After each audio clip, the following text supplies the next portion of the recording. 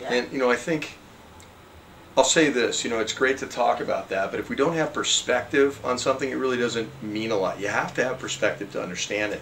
And I've been talking for a few minutes here about, you know, my tragedy and this and that, but okay, so what? Everybody has it, and big deal. How do you relate? And this is, you're doing these segments really to find people that maybe can help other folks that are out there that are, right. that are suffering. And I'll say it just like that are caught up in this and have lost your creativeness. And the world itself is difficult, and more so in this economy, and so we get caught up in that. We were talking about a minute ago. But here's my perspective so you understand where it comes from. We talked about all the things in the beginning that I'd accomplished, but here's where the fall comes in. Losing everything, I had to leave my home. My home was sold short. It was up in the $3.5 million range. At that time, it dropped and it was sold short in a little over $1 million. We had to leave the home. I moved back into, at 50, I moved back into my mom and dad's home. At 50, I'm riding down an elevator at 1 a.m. trying to avoid the bill collectors and the repossession people that were coming to take business furniture and what have you out of my offices. We were trying to clear the offices out, not take what didn't belong to us, but just get the stuff that did out before they locked the doors on us. And that was on my 50th birthday at 1 in the morning-ish, thinking, riding down the elevator, you know, blocked up against the wall with boxes and desks turned on end. Wow, happy birthday, 50th birthday. I planned it a lot differently, you know, 50, woohoo, big party, bands. I'm a drummer as well. I thought, you know, we'll have bands. That didn't work out. So here I am. It was the sound, the silence, the deafening of failure. It was just deafening. And that started it. I then, as I told you, tried to get jobs. I went out. No one was hiring a 50-year-old, and the economy was still collapsing. I lost all my homes, 15 homes. I lost the park. I had offshore race boats in NASCAR. I had lost all those partnerships. I had to give up everything. Lost all the homes and moved into my mom and dad's home, a 1966 home that I was raised in. My father had passed away just a year before, and I'm thankful that he wasn't alive to see it. Had a wonderful relationship with my father, and you know, he said once, "Mike, I don't think I'll be around long enough to see you reach your zenith." He told me that one time. And I thought back, you know, Dad, you actually did. You actually did get there, because that was right before the collapse. So I was grateful that that didn't happen. But I moved back into Mom and Dad's home, and with my kids, and it was a 1966 home and all that implied, never been updated, all the gold fixtures and falling apart and what have you. And we lived there for 4 years and fought through it. Didn't have the cars. We got through some small cars that we had, an old car.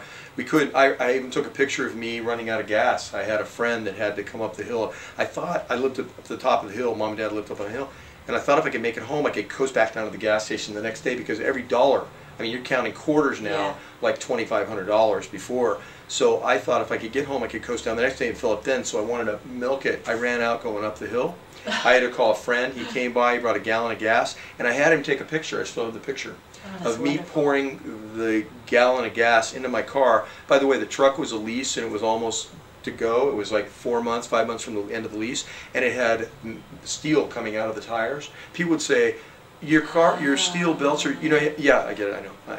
Your car, the tires, yeah, I get it. You know, have steel, yeah, I get it. My tires are bald and the steel's coming out. They're dangerous, I get it. So I didn't go on the freeway with it. I couldn't afford to go put new tires on my truck. Moreover, I didn't want to put tires on it and turn it in 4 months. So those are the I want you to get the perspective.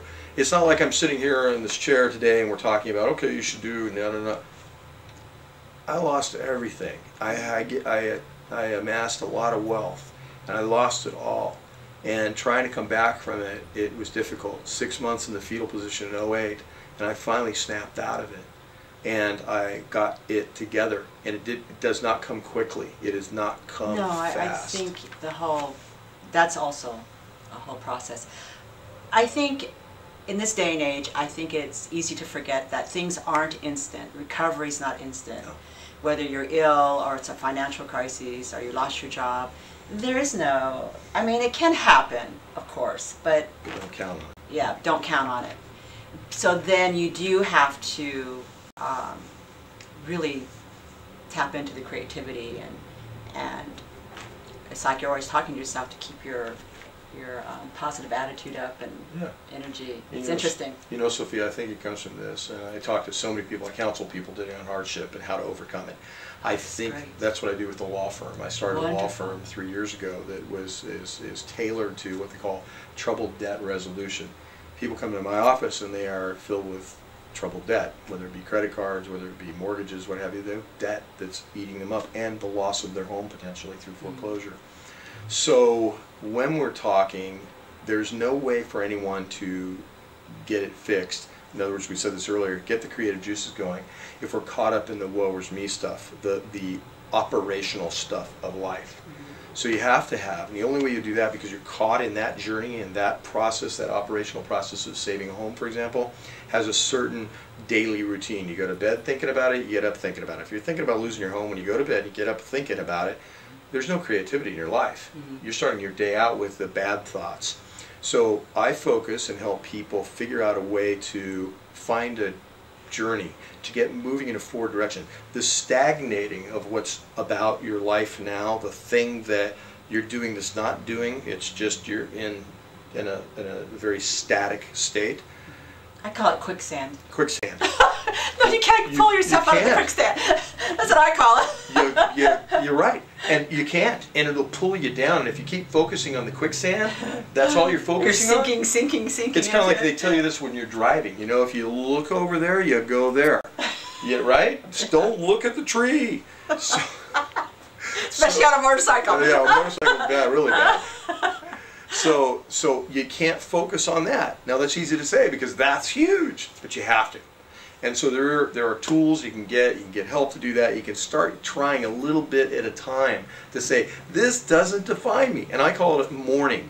Mourning the loss. Beautiful. You have to mourn the loss of your old identity. The identity you were holding on to died with the economy or for some other reason. It is dead. But you're trying to be that person. You show up at church, you show up at the party, you show up wherever you show up, and you are that person that everybody expects you to be. But inside, you're dying. Let it out. Let it go. Don't worry about what other people think. Because if you do, then you're only going to be a byproduct of what their thoughts are, and you can't control that, and that's not how you should live your life. So you have to mourn the loss of your home, your identity, the things that you once thought made you you, which you didn't have when you came out of college.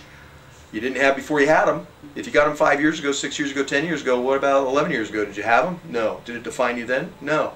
So go back to that place. Mourn it. Once you mourn them, you're free to go forward on other things. You still have them. But you just in your mind, you said they're dead, they're gone. It's gone.